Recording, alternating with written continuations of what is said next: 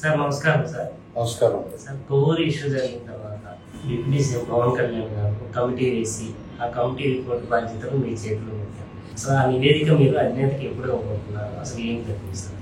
ఊళ్ళో జరిగిన సంఘటనల మీద అక్కడ వాస్తవ పరిస్థితులు నిజాలు అన్ని వర్గాలతో మాట్లాడి రిపోర్టు 2 వారాల్లోగా ఇమ్మని పవన్ కళ్యాణ్ గారు ఆదేశించడం జరిగింది.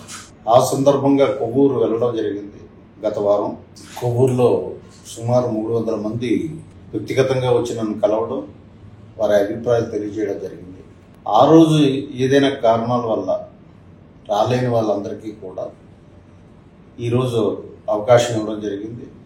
వాళ్ళందరూ కూడా సుమారు 70 మంది వచ్చారు. అక్కడ పరిస్థితులు, వాస్తవ పరిస్థితులన్నీ కూడా వివరించారు. అన్నీ నోట్ చేసుకోవడం జరిగింది.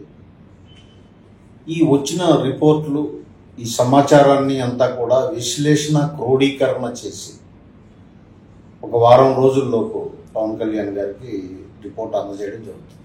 సమస్యలు అంటే లోకల్ సమస్యలు అనేకం ఉన్నాయి.